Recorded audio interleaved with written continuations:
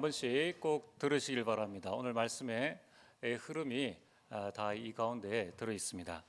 오늘 말씀의 제목은 하나님의 자녀로 사는 것입니다. 여러분이 주보를 참조하시고 이번 한 주간에 주보 한 장으로 여러분의 삶의 모든 답들을 이렇게 내시길 바랍니다. 먼저 서론에 보면은 여러분 어떤 상황에서 절대되는 사람이 있습니다. 자, 오늘 성경 본문에 요셉은 절대 안 되는 상황이었습니다. 요셉은 형들이 시기를 받아서 죽을 뻔한 이 구렁텅이에 빠졌다가 죽지 않으니까 요셉의 형들이 그를 노예로 팔았습니다. 아니, 세상에 이런 일이 있을 수 있겠습니까? 이 절대 안 되는 상황이에요. 그것도 그냥 자기 나라에 가면은 괜찮은데 저 강대국에 이집트에 그냥 팔아버린 겁니다. 이거 어떻게 하겠습니까? 도와주는 사람이 아무도 없죠. 노바디입니다. 또 아무것도 없습니다. 뭐 배경이 있습니까? 학력이 있습니까? 실력이 있습니까? nothing입니다. 게다가 그나마 그래도 거기에서 어느 정도 살만했는데 누명을 쓰고 감옥에 가게 되었습니다. 감옥에서 무슨 소망을 가질 수 있겠습니까? 그것도 좀도둑이 아니라 이 국방부 장관의 이 아내를 건드렸다는 이 누명을 쓰고 가게 된 겁니다. 참 한탄할 일이지 않습니까? 여기에서 더 이상은 요셉이 나올 수 있는 상황이 아닙니다. 아니, 그 당시에는 노예라는 제도가 있었기 때문에 뭐 국방부 장관이 저 작은 나라에 노예 한 사람, 그 한 사람 죽이는 것 뭐 어렵지 않습니다. 왜냐하면 그 당시에 스핑크스를 만들죠, 뭐 왕무덤을 만들죠. 거기에 많은 노예들이 동원되었기 때문에 뭐 노예 한 사람쯤이야 개미 하나의 목숨과 똑같은 부분이죠. 도와줄 사람이 누가 있습니까? 누가 나서서 분명히 누명을 쓴 건 알고 있지만은 누가 나서서 아닙니다. 요셉은 결백합니다. 풀어줘야 됩니다. 그렇게 말할 수 있는 상황이 절대 아닌 것입니다. 지금 요셉은 절대 궁지에 몰려 있습니다. 지금 우리 상황과 똑같다라고 할 수 있겠죠. 지금 여러 가지로 어려움과 문제 속에 있는 여러분들, 또 그 속에서 나는 어떻게 해야 될 것인가 고민하고 계시는 분들이 있다면 오늘 말씀을 딱 붙잡으셔야 됩니다. 아니, 요셉은 절대 안 되는 노바디와 나싱의 상황에서 어떻게 그 노예와 그 감옥에서 이제 총리가 되어졌는가? 그 총리가 되어졌을 뿐만 아니라 총리 이후에 하나님의 영광을 어떻게 전 세계에 드러낼 수가 있었겠느냐는 것입니다. 오늘 우리는 여기에 대한 답을 분명히 붙잡고 이제 내 마음속에 난 안 돼. 우리 직장, 우리 가정, 우리 가문은 절대 안 돼라는 그 속에서 절대 되는 응답을 누리시게 되기를 바랍니다. 자, 어떤 상황에서도 절대 되는 사람의 특징 첫 번째가 뭡니까? 그것은 하나님의 절대 주권을 믿는 것입니다. 오늘 8절에 요셉이 자기를 판 형들에 대해서 뭐라고 고백을 하고 있습니까? 8절에 보면은 그런즉 나를 이리로 보낸 이는 당신들이 아니요 하나님이시라. 이 얼마나 놀라운 고백입니까? 우리 같으면은 뭐 제 같으면은 형들이 어떻게 그래 나를 팔 수 있겠느냐? 그럼 형들이 팔아도 내가 잘 신앙생활 잘해서 내가 이렇게 총리가 되었지라고 이야기를 할 텐데 요셉은 하나님의 절대 주권, 당신들이 아니라 하나님께서 나를 이곳에 보내셨다라고 고백하고 있다는 것입니다. 나를 노예로 보내신 것이 하나님이시다.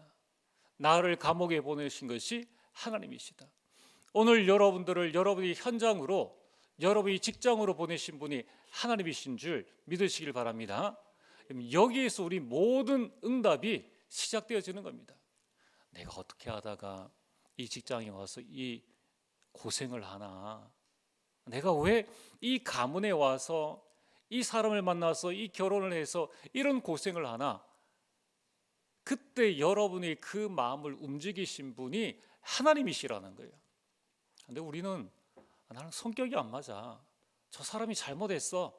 그러니까 하나님이 절대 주권 이전에 나의 절대 주권을 가지고 사내, 마내, 직장 다니느냐 마느냐, 우리는 모든 선택의 결정을 나 중심으로 하는 것입니다. 요셉이 절대되는 특징이 뭐냐면은 하나님이 절대 주권을 믿었다는 것입니다. 마태복음 10장 29절에서 31절에 보면은 참새 2마리가 한 아사리온에 팔리는 것이 아니냐. 그러나 너희 아버지께서 허락하지 아니하시면 그 하나라도 땅에 떨어지지 아니하리라. 자, 오늘 여러분들 가운데 참새 한 마리가 죽는 것 때문에 애도하고 슬퍼하는 사람이 있습니까? 아무 관심이 없잖아요. 그게 당연하죠. 근데 그 참새 한 마리가 땅에 떨어지는 것도 하나님의 절대 주권이라는 것입니다. 그리고 30절에 보면은 너희에게는 머리털까지 다 세신 바 되었나니, 여러분 중에 내 머리털이 몇 개인지를 셀 수 있는 사람이 있습니까? 아무도 없습니다. 이 대머리도 이 솜털이 나 있습니다. 그걸 셀 수 있는 사람은 아무도 없다는 거예요. 우리는 머리털에 관심 없잖아요. 근데 하나님은 나의 머리털까지 일일이 다 세고 계신다는 겁니다. 그래서 31절에 두려워하지 말라. 뭐가 그렇게 두렵느냐? 참새, 너희는 참 많은 참새보다 귀하니라. 하나님의 절대 주권을 믿게 되기를 주의 이름으로 축복합니다. 두 번째로, 절대 되는 사람의 특징은 하나님이 절대 계획을 발견한 것입니다. 오늘 5절에 보면은 왜 하나님께서 나를 이곳에 보냈는지 요셉은 하나님의 절대 계획을 알고 있었다는 것입니다. 당신들이 나를 이곳에 팔았다고 해서 근심하지 마소서, 한탄하지 마소서. 하나님이 생명을 구원하시려고 7절에 뭐라고 말씀하십니까? 하나님이 이 큰 구원으로 당신들의 생명을 보존하고 당신들의 후손을 세상에 두시려고 하나님께서 나를 총리로 세우시려고 이곳에 보내셨다. 그렇게 고백하지 않고 하나님께서 당신들의 생명과 당신들의 후손의 생명을 구원하시려고 나를 이곳에 보내셨나이다. 직장에 승진하러 갑니까? 우리가 출세하려고 세상 공부하고 세상에서 열심히 일합니까? 그거는 세상 사람들이 하는 것과 똑같다는 겁니다. 우리는 그 다음 것을 봐야 된다는 거예요.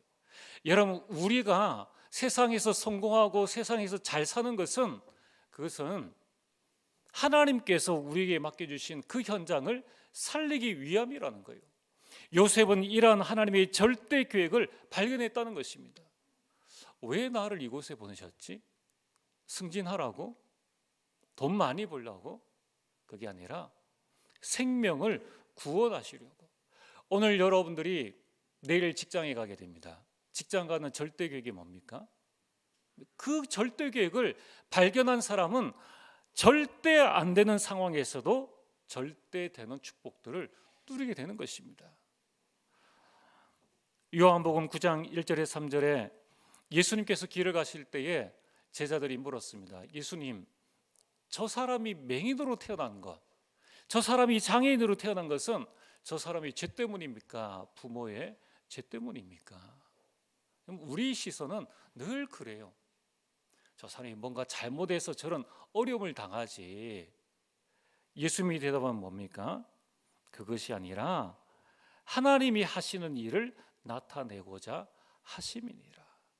하나님께서 여러분들을 향한 절대 계획, 그래서 여러분들에게 그런 현장과 그런 나의 모습들을 주셨다는 것입니다. 오늘 그 절대 계획을 발견하니까 요셉이 노예된 것에서 스트레스를 받지 않았습니다. 감옥 간 것에 대해서 누명 쓰고 갔는데 왜 하나님이 나를 이렇게 어렵게 하시는가, 그 일에 대해서 고민하지 않았다는 것입니다. 뭐냐면 절대 계획을 발견했으니까요. 여러분, 세상 사람들은 자신을 향한 하나님의 계획을 알지 못합니다. 당연하겠죠. 그러니까 직장 가는 게 너무 스트레스입니다. 그래서 만들어낸 이야기가 월요병, 이제 금요일에 업무를 다 마치고 이제 돌아갑니다. 그러니까 이제 불금이다, 이제 해방이다. 그 말에 우리가 동의할 이유는 없죠. 불신자들이야 먹고 살기 위해서 가는 거니까 당연히 월요병이 있을 수밖에 없죠. 그러나 내가 그곳에 하나님께서 나를 이 현장에, 이 직장에 보내주신 이유가 뭡니까? 거기에 있는 사람들의 생명을 살리려고 하나님께서 나를 이곳에 보내주셨구나. 이때에 절대되는 응답을 누리게 되는 것입니다. 이 가운데서 세 번째는 하나님의 절대 인도를 받은 것입니다. 8절에 나를 이리로 보내니는 당신들이 아니요 하나님이시라. 이 말씀이 뭡니까? 요셉은 그 가운데에서 하나님의 절대 인도를 받았다는 것입니다. 이미 요셉은 하나님께서 요셉을 향하여서 무엇을 하려고 하시는 것을 알고 있었기 때문에 기회가 나면 도망가려고 하는 것이 아니라 그 가운데서 하나님의 계획을 찾아 하나하나 인도를 받았다는 것입니다.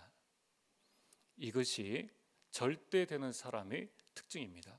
자, 오늘 이 자리에 계신 여러분들 가운데 요셉처럼 정말 안 되는, 절대 안 되는 상황 가운데 계시는 분들은 없습니다. 우리는 예배 드릴 수 있잖아요. 말씀 들을 수 있잖아요. 얼마든지 기도하고 찬양할 수 있잖아요. 그럼 뭘 하면 됩니까?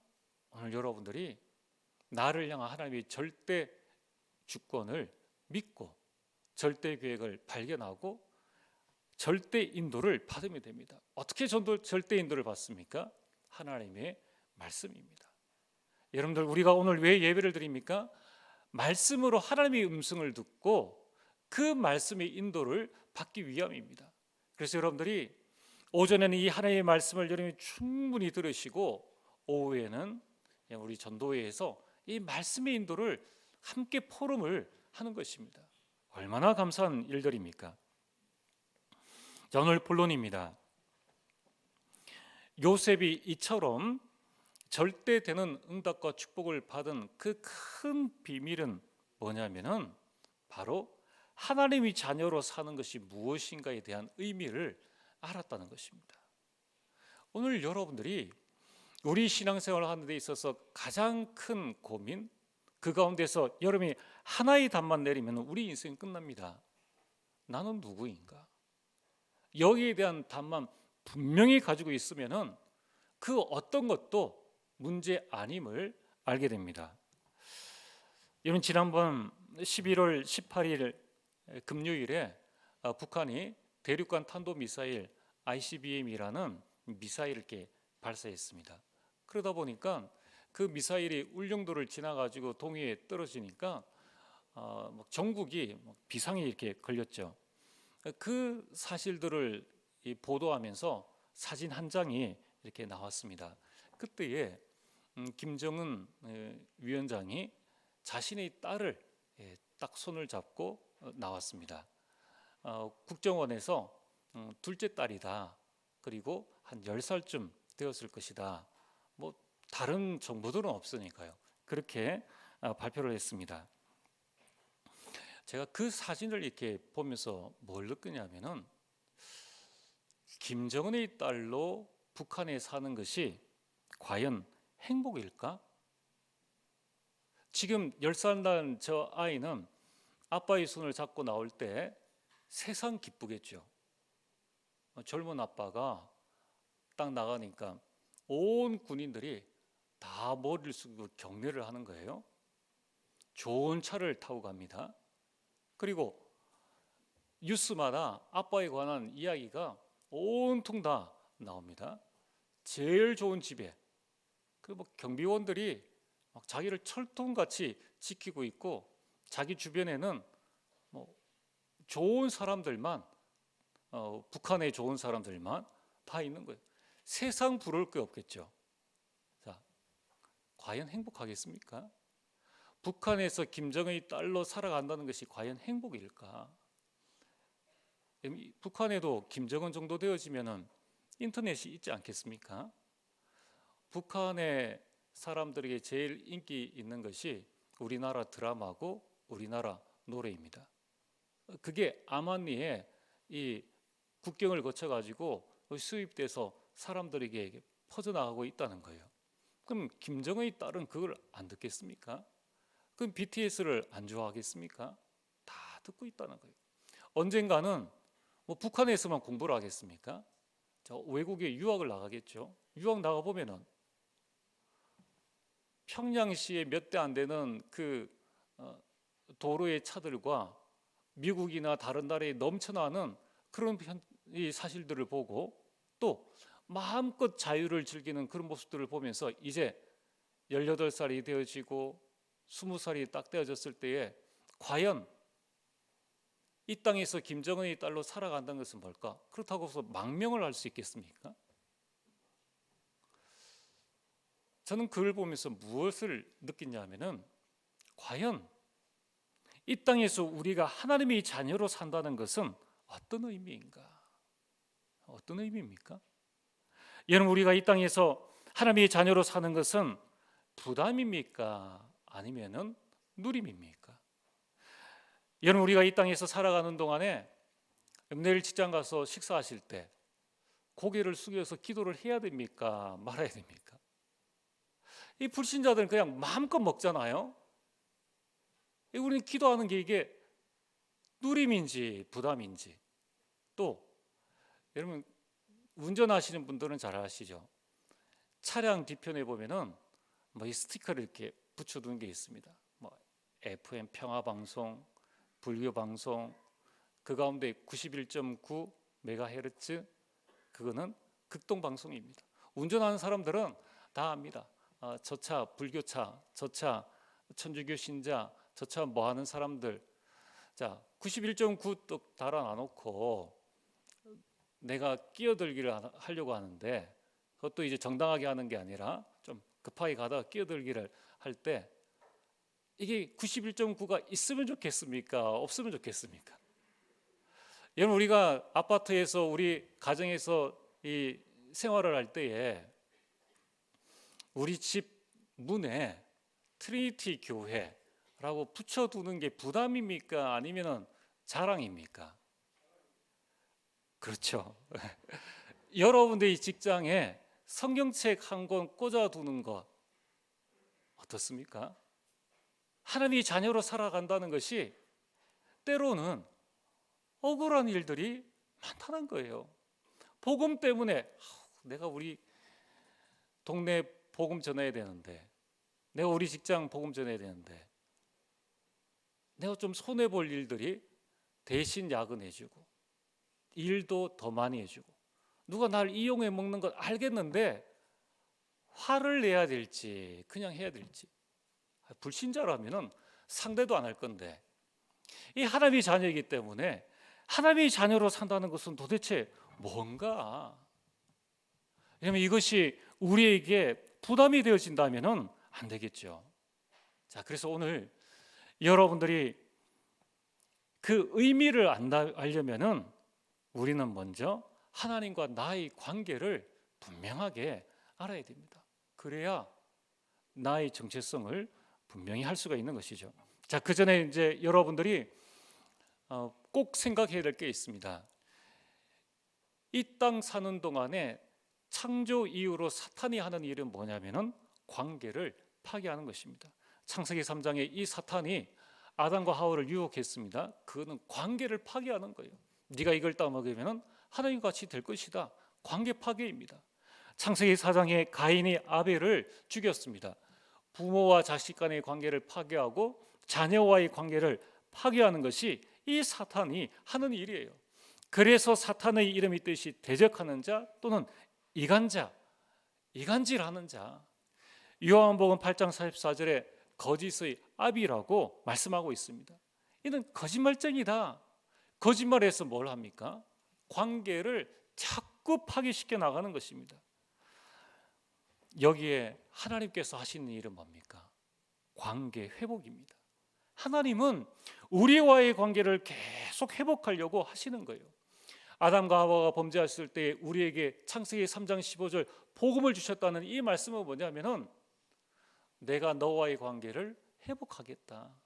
창세기 3장 21절에 가죽옷을 지어 입히셨다는 것은 뭐냐면은 너는 범죄에 있으니까 마음대로 살아, 이게 아니라 내가 너를 사랑한다, 내가 너와의 관계를 회복하기를 원한다는 하나님의 뜻의 표현인 것입니다. 자, 그렇다면은 나와 관계를 회복하기를 원하는 그 하나님은 나와 어떤 관계인가? 오늘 이 자리에 계신 여러분들이 내 마음속에 우리는 하나님을 향하여서 무언가를 달라고만 하는데, 무언가 부진히 기도만 하는데, 그 이전에 중요한 것이 관계 설정이요, 관계를 회복하는 것이요, 그 관계를 이해하는 것입니다. 첫 번째로, 하나님은 누구이십니까? 하나님은 나의 하나님이시요, 하나님은 나의 아버지시라는 것입니다. 여러분, 세상에는 많은 신이 있습니다. 그래서 많은 종교가 있지 않습니까? 그 가운데에서 하나님께서 직접 우리에게 말씀하셨습니다. 예레미야 31장 33절에 나는 그들이 하나님이 되고 그들은 내 백성이 될 것이라. 하나님께서 우리의 하나님, 전능하신 하나님이라고 말씀하셨습니다. 고린도후서 6장 16절에 내가 그들 가운데 거하며 두루 행하여 나는 그들의 하나님이 되고 내가 너희 하나님이 되어줄게. 다른 신들이 필요한 것이 아니라 내가 너의 모든 신 중의 신, 왕 중의 왕이 될 것이다. 여러분, 우리 하나님은 나의 전능하신 하나님이십니다.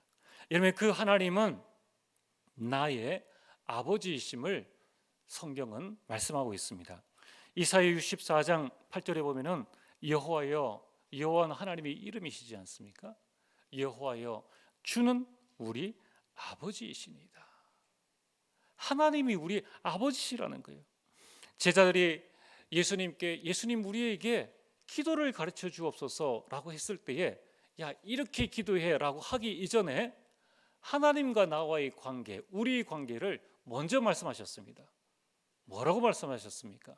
하늘에 계신 우리 아버지요. 하늘에 계신 우리 아버지요. 여러분, 하늘에 계신 우리 삼촌이요, 이렇게 가르쳐 주신 건 아닙니다. 삼촌은 굳이 나를 책임질 이유가 없죠. 너희들이 이것을 기도해라 이전에 하나님과 나와의 관계가 어떤 관계임을, 그래서 우리가 무엇을 구해야 할 것임을 말씀하고 있다는 거예요. 로마서 8장 5절에 우리는 다시 무수와하는 종의 영을 받지 아니하고 양자의 영을 받았다는 것입니다. 그래서 예수님 믿고 난 다음에는 하나님의 아버지라는 것이 그냥 자연스럽게 나오죠. 여러분, 불자들 한번 보십시오. 부처님 우리 아버지요, 그러 안 합니다. 하나님만 하나님께서 우리에게 양자의 영, 하나님께서 우리를 양자 삼으셨으니까 우리 마음속에 하나님이 아버지임을 스스로 고백하게 되는 거예요. 저 불신자들 한번 보십시오. 복 달라고 돼지머리 갖다 놔놓고 비는데 돼지 우리 아버지라고 하는 사람이 아무도 없습니다. 모든 신들 가운데 하나님만 아버지라고 부르는, 하나님을 아버지라고 부르는 그 종교, 세상에서 말하는 종교는 우리밖에 없다는 거예요. 요한복음 1장 12절에 영접하는 자들이 하나님의 자녀가 되는 그 놀라운 권세를 주셨다는 것입니다. 여러분들, 우리가 하나님의 자녀가 되었다는 것은 뭡니까? 하나님의 상속자가 되었다는 거예요. 로마서 8장 17절에 자녀이면 또한 상속자, 곧 하나님의 상속자예요. 여러분들이 하나님의 상속자라는 거예요. 그래서 여러분들이 무슨 기도를 하기 전에 나는 하나님의 상속자다, 그렇다면 내가 무엇을 구해야 될 것인가를 한번 생각해보고 하나님과 관계를 맺어 나가야 됩니다. 여러분, 지금 세상 드라마 중에 잘 나가는 드라마가 재벌집 막내 아들 그런 드라마가 있다고 합니다. 만약 여러분들이 우리나라 제1 재벌의 아들이라면은 여러분, 그 아버지와 어떤 관계를 맺고 어떻게 살아가시겠습니까? 그 아버지가 알아서 필요한 것 다 챙겨주지 않겠습니까? 안 줄 때에는 시간표를 기다리는 것이겠죠. 여러분, 우리는 하늘나라의 어마어마한 상속을 받을 자들입니다. 그래서 오늘 우리 성도님들이 꼭 기억하셔야 될 것은 지금 내 형편을 보는 것이 아니라 우리는 하나님께서 원하시는 방향과 하나님이 원하시는 일 속에서 모든 것들을 주시겠다고 말씀하셨습니다. 그래서 여러분, 우리는 우리 자녀, 우리 교회, 또 우리 자신이 정말 우리나라 정치, 경제, 사회, 문화, 교육계를 살릴 수 있는 서밋으로 설 수 있도록 하나님 나에게 필요한 모든 것들을 하나님 나에게 허락하여 주옵소서. 이게 하나님의 자녀의 삶이라는 거예요. 여러분, 우리 하나님, 우리 아버지는 어떤 분이십니까? 그 하나님은 우리에게 모든 것을 주시고도 남는 창조주 하나님이십니다. 여러분, 한번 눈을 들어서 밤하늘에 저 우주를 한번 보시길 바랍니다. 그 광활한 우주에 지구는 콩알 하나보다 더 작은 거예요. 그 안에 살고 있는 우리들이란 것입니다. 그 하나님이 나를 찾아오셨다는 것, 그 하나님이 나를 자녀 삼으셨다는 것은 얼마나 큰 축복입니까? 여러분, 우리 하나님은 전지전능하신 하나님이십니다. 예레미야 32장 17절에 하나님께서는 큰 능력과 표심팔로 천지를 지으셨사오니 주에게는 할 수 없는 일이 없으시니이다. 창세기 18장 11절에 14절에 사라가 나는 이제 나이가 많아 늙었는데 어떻게 아들을 낳을 수 있겠습니까? 그때에 14절에 하나님께서 말씀하시지 않습니까? 여호와께 능하지 못한 일이 있겠느냐? 말씀으로 천지를 창조하시고 흙으로 나를 만드신 그 하나님께서 이 사라에게 생명 주시지 못하겠습니까? 여호와께 능하지 못한 일이 있겠느냐? 우리 하나님, 내 아버지는 전능하신 분이라는 겁니다. 그 하나님은 우리 생사 화복의 주관자이십니다. 그러므로 우리는 하나님을 제한하지 말아야 됩니다. 누가복음 18장 27절에 사람이 할 수 없는 것을 하나님은 하실 수 있느니라. 우리는 내가 할 수 없는 것을 보고 할 수 없다라고 합니다. 우리는 모든 것의 기준이 내 기준, 내 수준으로 하나님을 이해하려고 합니다. 우리가 몇 년을 살았습니까? 하나님은 영원 전부터 영원까지 계시는 분 하나님이신데 우리가 얼마를 배웠습니까? 우리 눈이 얼마를 볼 수 있습니까? 여러분, 우리가 1시간 뒤의 일만 볼 수 있어도 우리는 이 삶과 다른 삶을 살게 됩니다. 여러분, 우리는 하나님을 제한하지 말아야 합니다. 지금 전 세계적으로 뜨는 한 사람이 있는데 그 사람이 사우디아라비아의 빈살만 왕세자입니다. 그 사람이 지금 이 사막에 우리가 알고 있는 이 홍해부터 시작해서 광야와 산을 뚫어 가지고 170km에 이르는 이 사막의 도시를 세우겠다.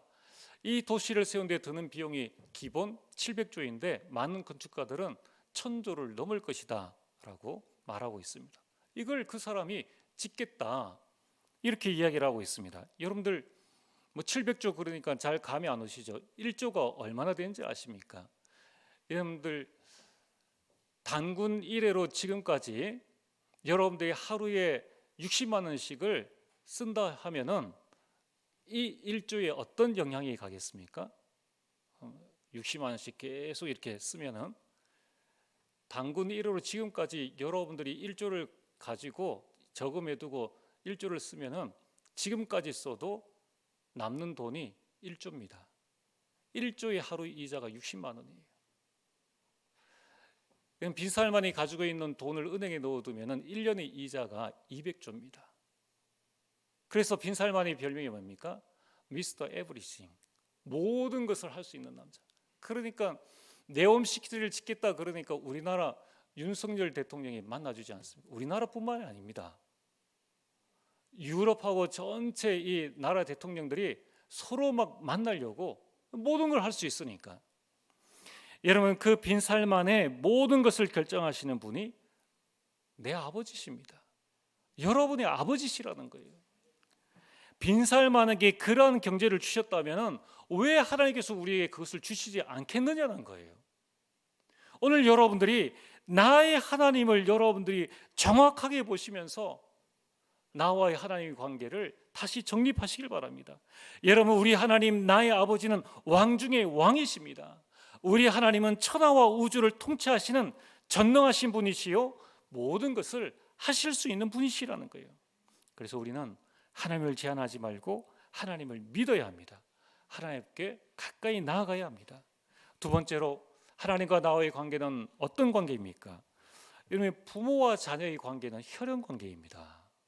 그러나 하나님과 나와의 관계는 언약적 관계입니다.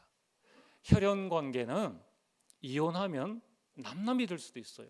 또 이 자녀가 부모를 버릴 수도 있습니다.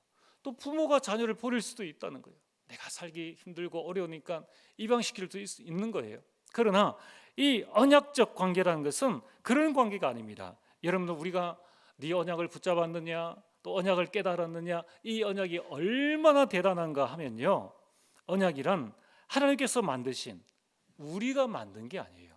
하나님께서 만드신 불변의 변하지 않는 법적 계약입니다. 바꿀 수 없습니다. 우리가 하나님, 전지전능하신 하나님 이렇게 고백을 하는데, 하나님이 전지전능하시지 않습니다. 전능하시지 않아요. 하나님이 못하시는 것이 있습니다. 그게 거짓말을 못하시는 거예요. 하나님은 이 우리에게 주신 이 언약에 대해서 실현하지 아니하시고, 여기에 대해서 사단처럼 거짓말로 우리에게 언약을 주시지 않는다는 거예요. 하나님과의 우리의 관계는 언약적, 법적 관계라는 것을 여러분이 마음속에 꼭 붙잡으셔야 됩니다. 여러분, 하나님께서 우리에게 주신 언약이 뭡니까? 하나님께서는 우리가 복음과 구원의 언약을 주셨습니다. 오늘 이 자리에 계신 분들 가운데에 내가 구원받을 만한 자격과 조건이 되는 분들 계십니까? 그러나 주 예수를 믿어라. 그러면 내가 너와 내 집을 구원해라 하리라는 법적 계약이 있기 때문에 제가 구원받은 겁니다. 여러분들이 구원받아서 하나님의 자녀가 된 거예요. 세상 대통령도 우리보다 더 훌륭하고 인격적으로 훌륭하고 더 똑바른 사람들도 구원함을 못 받았는데, 왜? 그리스도를 모르고 입으로 고백하지 않았기 때문에. 우리보다 훌륭한 일을 많이 한 사람도 지옥 갑니다. 나쁘기 때문에 나쁜 사람이기 때문에 지옥 가는 것이 아니라 구원을 못 받았기 때문에, 그 언약을 안 붙잡았기 때문에 그렇다는 거예요. 그런데 우리는 하나님의 은혜로 말미암아 여자의 후손을 알게 된 것입니다. 하나님의 은혜로 말미암아 방주 속에 들어오게 된 것입니다. 하나님의 은혜로 말미암아 피제사가 무엇인지를 알고 있었다는 거예요.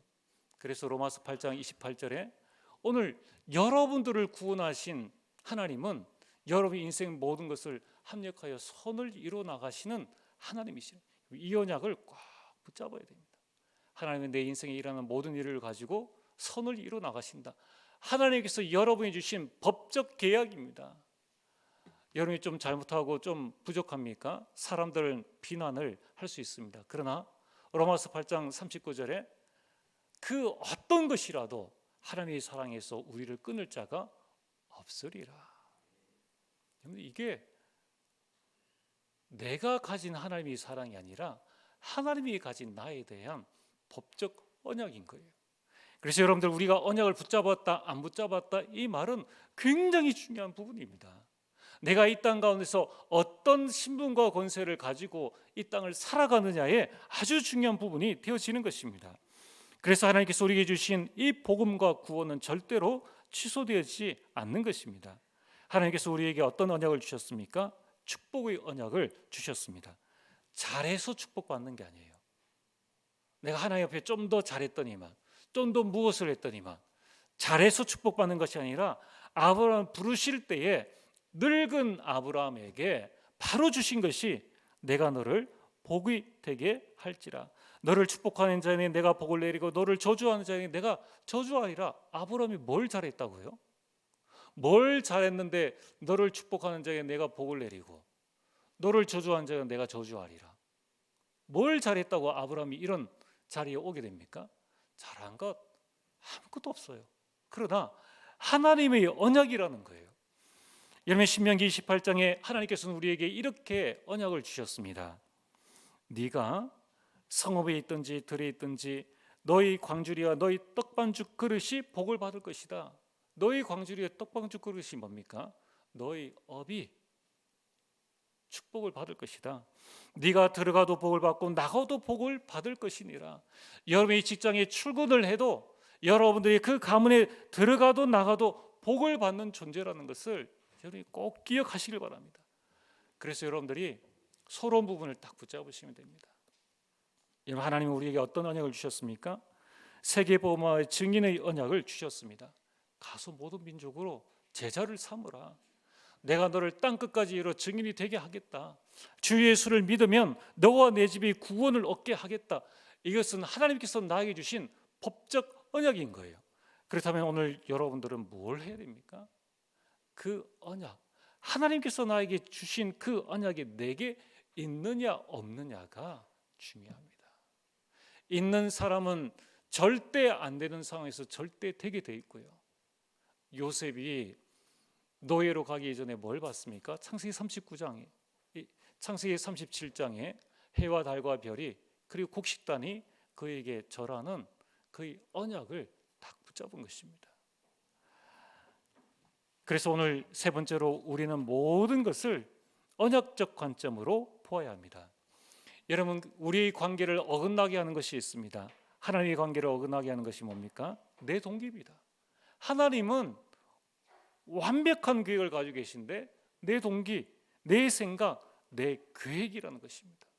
하나님 내가 이렇게 기도했는데 하나님 왜 나에게 응답하지 않습니까? 이렇게 우리는 자꾸 내 것을 가지고 하나님과의 관계를 스스로 어긋나게 한다는 것입니다. 오늘 여러분들이 하나님의 자녀라면은 내 동기는 바꾸시면 됩니다. 아마 기도해보면 아실 텐데요. 기도해보면 내 안에 계신 성령께서 이것이 내 욕심인지 아닌지를 알게 하실 것입니다. 여러분 내 생각은 그 틀을 깨버리면 됩니다. 여러분 내 계획은 기다리시면은 하나님의 시간표 가운데 반드시 우리에게 응답을 주십니다. 이제 우리는 언약적 관점에서 속지 말아야 됩니다. 우리는 문제가 생기면 갈등이 있으면 위기가 있으면은 그냥 우리는 다 속아버려요. 여러분 이제 우리는 왜 문제를 주십니까? 답을 찾으라는 것입니다. 왜 갈등을 주십니까? 갱신하라는 것입니다. 왜 하나님의 자녀에게 위기가 왔습니까? 그것은 위기가 아니라 기회라는 것입니다. 도전하라는 것입니다. 오늘 여러분들이 이 부분을 절대 잊지 말고 기억을 하셔야 됩니다. 자, 여러분들 1 더하기 1은 2, 2 곱하기 2는 4. 여러분 누가 설명 안 해도 바로바로 나오죠. 문제 답 찾자, 갈등 갱신하는 것이다, 위기 기회다. 여러분 이것이 우리 신앙생활의 공식입니다. 흔들리는 건 나예요. 하나님은 여러분 완벽하게 우리 인생의 모든 것을 가지고 우리 인생을 인도하신다는 것입니다. 그래서 우리가 찾을 것이 있습니다. 매 예배 시간마다 그리고 여러분들이 내 평생에 나에게 주신 언약을 딱 붙잡아야 됩니다. 내가 왜 살아야 됩니까? 여러분 가정에 주신 언약을 붙잡으셔야 됩니다. 내 업에 주신 언약이 있습니다. 우리 교회와 가문에 주신 언약이 있습니다. 그걸 가지고 여러분들이 미래에 되어질 것을 비전으로 붙잡는 겁니다. 그것을 오늘 꿈을 꾸는 것입니다. 그것이 나의 모습, 이미지입니다. 여러분들 그것으로 우리는 언약으로 인생 작품을 만드는 겁니다. 여러분 우리가 성공해서 노력해서 성공하는 것이 아닙니다. 요셉은 언약 붙잡고 하나님의 말씀 인도 따라갔는데 결국은 되어지는 축복을 누린 것입니다. 그래서 그 사람이 어떤 언약을 붙잡고 있느냐 이게 답니다. 오늘 결론입니다. 여러분 하나님의 자녀로 사는 것은 부담이 아닙니다. 그것은 최고 행복의 삶입니다. 신명기 33장 29절에 이스라엘이여 너는 행복한 사람이로다. 여호와의 구원을 너같이 얻은 백성이 누구냐? 여러분 구원받은 하나님의 자녀입니다. 여러분 하나님은 이미 모든 것을 우리에게 다 주셨습니다. 저는 아직 없는데요. 필요한 것은 앞으로 주실 것입니다. 여러분, 하나님은 나를 향한 최고의 계획과 완벽한 계획을 가지고 계십니다. 그렇다면 우리는 뭘 하면 됩니까? 이제 하나님과의 관계를 회복하는 하루 10분 서밋 타임, 이 언약과 복음을 묵상하는 그 시간, 언약의 관점에서 나의 모든 것을 보고 언약으로 재해석하는 그 시간을 가지는 것입니다. 그러면서 여러분, 이 하루 10분 서밋 타임이라는 것은 하나님께 원망하고 불평하고 하나님 이것 주세요 저것 주세요 그런 시간이 아니라, 하나님께서 나를 이렇게 인도하셨지 않습니까? 나를, 우리 가정, 우리 가문, 이 만남의 축복을 주셨는데, 하나님, 이제 내가 먹든지 마시든지 무엇을 하든지 어떻게 하면 하나님의 영광을 위해서 살 수 있겠습니까? 그것을 바라보는 시간, 또 여러분, 먼저 그의 나라와 그의 의를 구하는 그 시간이 바로 서밋 시간이라는 것입니다. 이것을 통하여서 여러분이 하나님의 자녀로 산다는 것, 그것은 최고 행복이요, 이제 하나님의 자녀로서의 자부심과 자긍심과 자존심을 가지고 승리하게 되기를 주의 이름으로 축복합니다. 전능하신 아버지 하나님, 참으로 감사를 드립니다. 아버지 하나님, 허물과 죄로 죽었던 우리를 구원하시고 하나님의 자녀 삼아 주심을 감사를 드립니다. 이제 우리의 남은 인생은 하나님과 함께 하나님의 자녀로서의 인생을 살아가는 가장 축복된 삶인 것을 알고 하나님께 영광 돌리며 증인의 삶을, 영광 돌리는 삶을 살게 하여 주옵소서. 예수님 이름으로 기도리옵나이다. 아멘.